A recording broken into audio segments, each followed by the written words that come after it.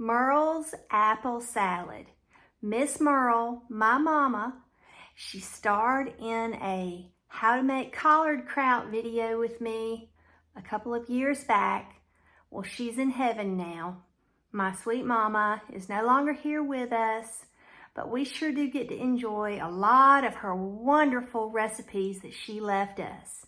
Today, I am sharing a recipe with you that we normally always had together as a family on New Year's Day.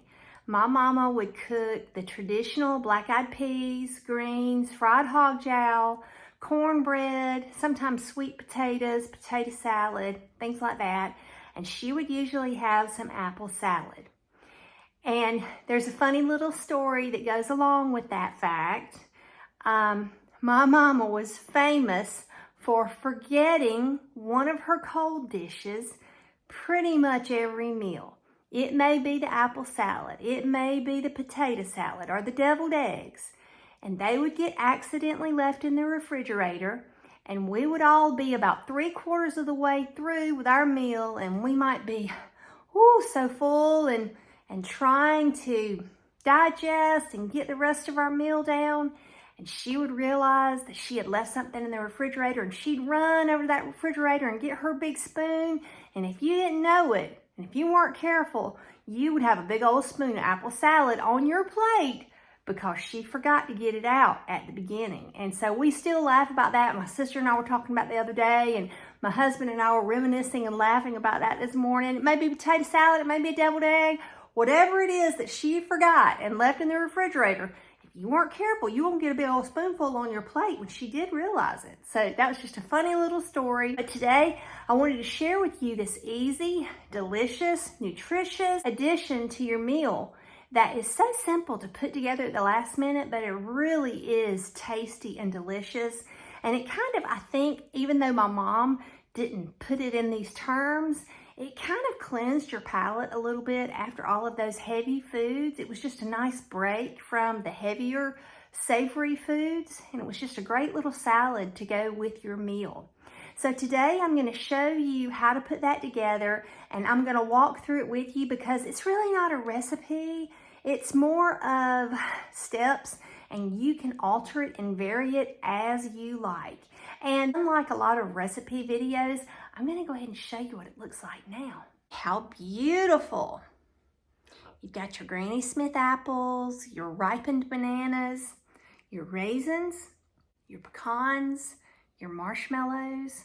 And I'm going to go ahead and tell you in advance, forthcoming here, I forgot to put marshmallows on my cutting board, so I had to go back and add the marshmallows after I finished filming. Sorry about that, but it's about a cup of the mini marshmallows. But they just add a nice softness and sweetness with all of the crunch going on in the salad, so I didn't want you to forget those. So let's go get busy. I'm going to show you how to make Merle's apple salad. Now don't you leave it in the refrigerator, okay?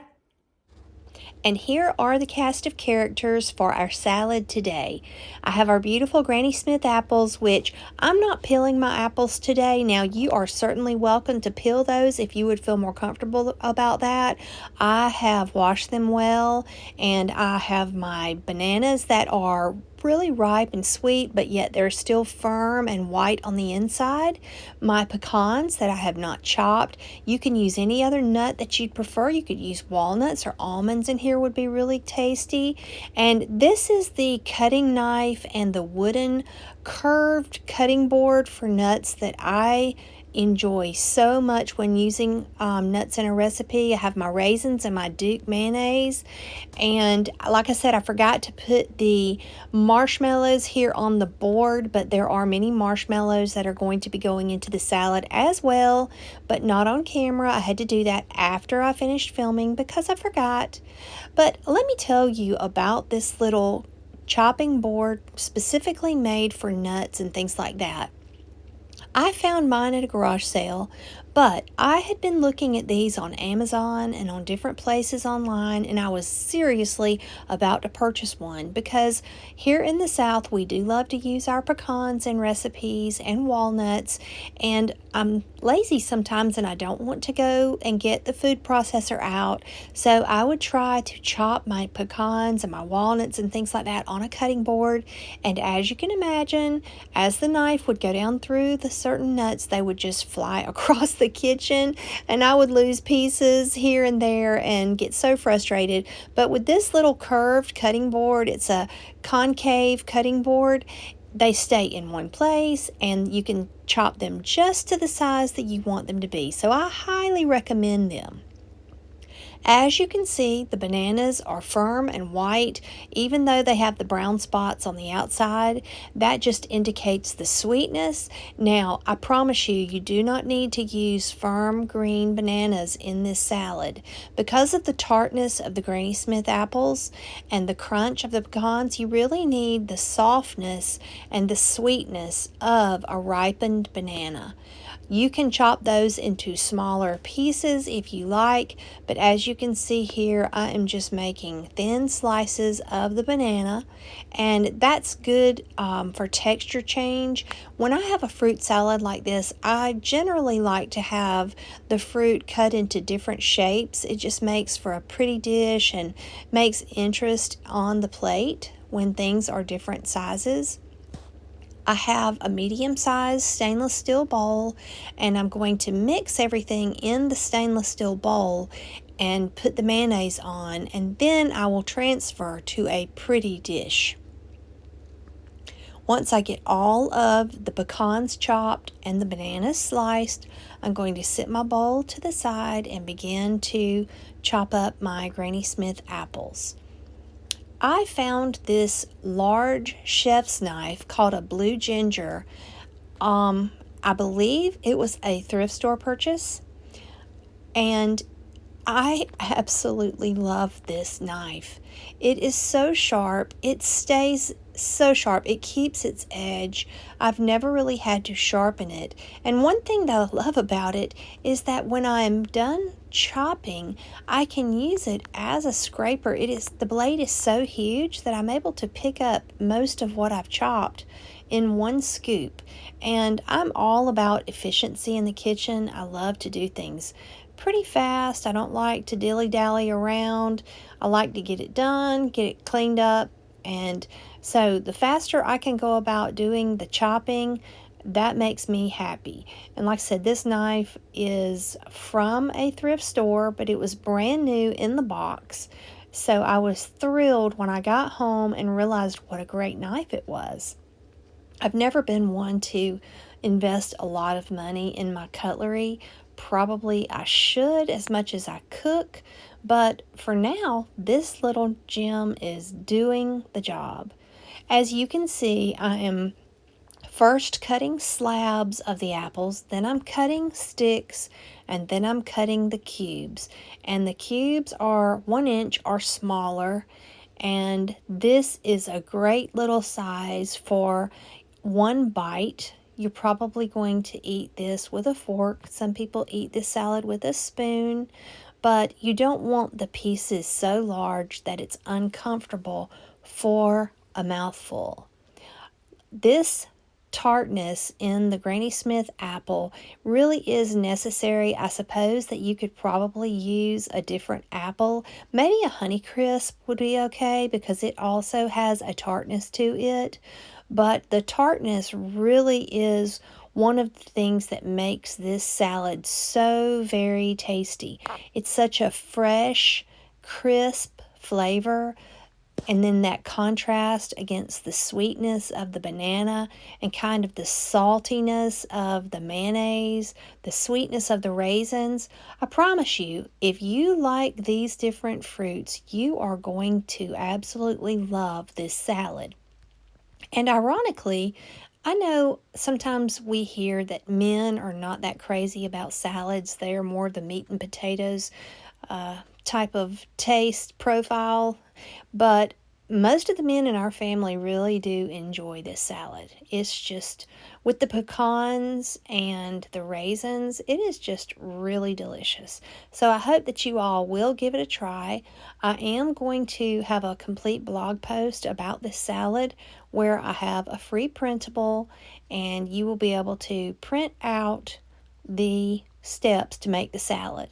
I've used 4 apples, 2 bananas, a half a cup of raisins, 2 tablespoons of mayonnaise, a cup or less of the mini marshmallows. And so then the nuts, you can alter how many you want. If you don't want as many nuts, don't put as many nuts. If you don't like raisins, eliminate the raisins. You can alter this recipe and make it exactly what you want. But apples, bananas, pecans, raisins, mini marshmallows, and mayonnaise. That is the recipe that I'm sharing with you today. I'm putting them in the bowl first. I'm going to combine all of the different components of the salad before I put the dressing on. You see, I'm just making sure that the pecans and the raisins get combined and stirred in with all of the fruit. And then I'm going to take my Duke's mayonnaise and I'm going to put a heaping tablespoon onto the salad. And I kind of always spread it just a little bit on top with my spatula to get it started.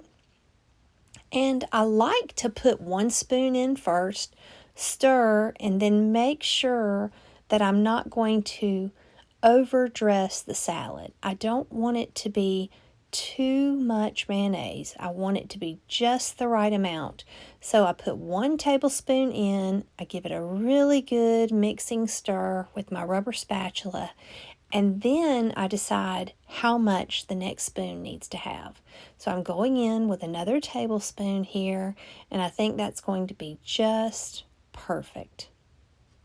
I apologize for forgetting the marshmallows here, but I did not want to leave those out because they really do add a softness and a sweetness to the salad. So after I took the picture of the salad in the beautiful crystal bowl, I dumped it all out, added the marshmallows, stirred it back up, and put it back in the crystal bowl. This bowl, also another thrift store find here at our local thrift store, I thought was so pretty. I don't know if the camera picks up the way that the light hits the ridges on it, but it is just perfect for the apple salad.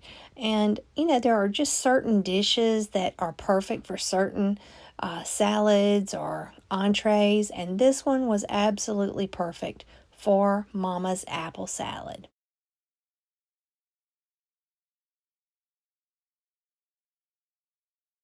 Now that the salad is made, I thought I would take you all around and show you a few of the changes that I've made around the house after the Christmas decorations have come down. I'm focusing on using my blue and white pieces around the house. I've put 2 of my turkey platters here on the kitchen counters, and I've started decorating the open shelving with the blue and white pieces that I have. I still have these cups and saucers to go up on the top shelf. I'll probably finish that this week, and also take the large nativity scene down from the corner here and finish these shelves also. By the front door, I have some blue and white porcelain and a new piece of genuine coral. I've been looking for a beautiful piece of coral, and we found that while out antiquing this week, so I was just tickled to pieces about that. And you may notice I have pulled out some chintz pillows here. A good Southern girl loves her chintz, and I just couldn't wait until spring. I felt like I needed spring right now in my heart, so I pulled out these pillows that I made recently a Facebook Marketplace purchase. I am going to change them a little bit. And this chair and ottoman, I'm considering it part of my Christmas gift because we got it a couple of weeks ago and I'm just tickled about it. It's by Gina B and it's a Lord's chair, and I purchased this Schumacher fabric and made me a pillow to go in my chair. I had a recliner there, but the recliner just was not comfortable to me. So I wanted the chair and ottoman. And you see that I've put some of my blue and white pieces here and there and just changed things up a bit on the tables. One thing I thought was interesting, the little rosebuds around this candle here, I picked those out from our rose bushes and dried those. And also another little interesting piece on the table here is this blue dish that my fern is in. I made that dish at a pottery class at a local college when I took some pottery classes, and so I put it next to my little blue and white vintage butter pats and just made a little vignette here on the table featuring our blue and white pieces. Well, I hope you all enjoyed watching me make my mama's apple salad. I hope you will really give it a try, especially if you like apples and bananas, pecans, raisins, all those things. You really need to try the combination because it's truly delicious. And also, I hope that if you did enjoy this content today, you'll consider subscribing to my channel, which would really help me out a lot. Also, give me a comment and let me know if you have ever had this dish before. And if you don't know, I have a blog called southernbellahome.com. I would love it if you would come over there and subscribe to my email list, and that way I can let you know every time I make a blog post. I'm going to be talking about this on a blog coming up, and I'm going to have a free printable recipe card for you so that you can print it out and have it in your little file. Even though it's not really a specific recipe, I will give you the guidelines that I used today. Also, I would love it if you would come over to Instagram and give me a follow over there. On Instagram, it's southern.bella.home, and on Facebook, it's just Southern Bella Home. So head over to the blog, head over to Instagram, and head over to Facebook, and give me a follow at all three places. That would be great. And until we talk again, my friends, remember to keep home sweet, try to make something pretty, and may the good Lord bless and keep you until the next time we see each other. Bye, y'all.